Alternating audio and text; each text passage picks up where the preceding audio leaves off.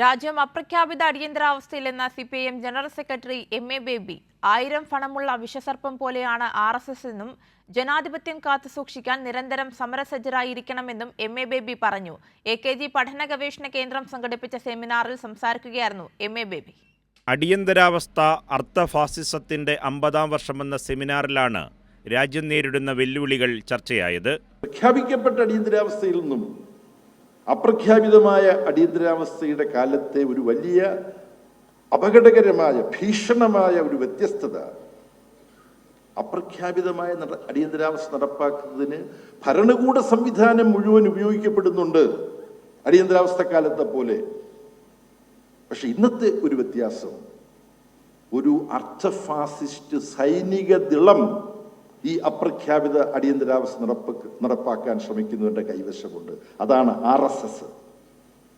ആ RSS സംഘടന എന്നുള്ള നിലയിൽ അതിൻ്റെ കരുത്ത് മുഴുവൻ ഉപയോഗപ്പെടുത്തുന്നു മാത്രമല്ല, ഈ RSS ഇന്ത്യൻ ഭരണകൂട സംവിധാനത്തിൻ്റെ എല്ലാ മർമ്മപ്രധാന സ്ഥാനങ്ങളിലേക്കും നുഴഞ്ഞു കയറി അവരുടെ സ്ഥാനം ഉറപ്പിച്ചിരിക്കുകയാണ്. CPIM സംസ്ഥാന സെക്രട്ടറി MV ഗോവിന്ദൻ ചടങ്ങിൽ അധ്യക്ഷനായി. ഇന്നത്തെ കേരളത്തിലെ കമ്മ്യൂണിസ്റ്റ് പ്രസ്ഥാനത്തിൻ്റെ നേതൃനിര മുഴുവൻ രൂപപ്പെട്ടു വന്നത് അടിയന്തരാവസ്ഥയുടെ ഊർജത്തിൽ നിന്നാണ്. ഞാനീ ഓരോരുത്തരുടെയും പേരൊന്നും പറയേണ്ട കാര്യമില്ല.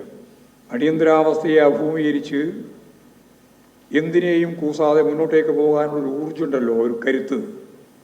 ആ കരുത്ത് നേടിയ നേതൃത്വത്തിൻ്റെ ഭാഗമായിട്ട് നിന്നവരാണ് ഇന്നത്തെ CPIM-ൻ്റെ ഇടതുപക്ഷ പ്രസ്ഥാനത്തിൻ്റെ കേരളത്തിലെ പ്രമുഖരായ നേതൃനിരയാകെ.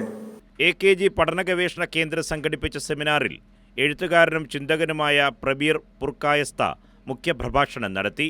CPIM നേതാക്കളായ A Vijayaraghavan, CN Mohanan, V Joy, R Parvathi ദേവി തുടങ്ങിയവർ സംസാരിച്ചു. കൈരളി ന്യൂസ്, തിരുവനന്തപുരം.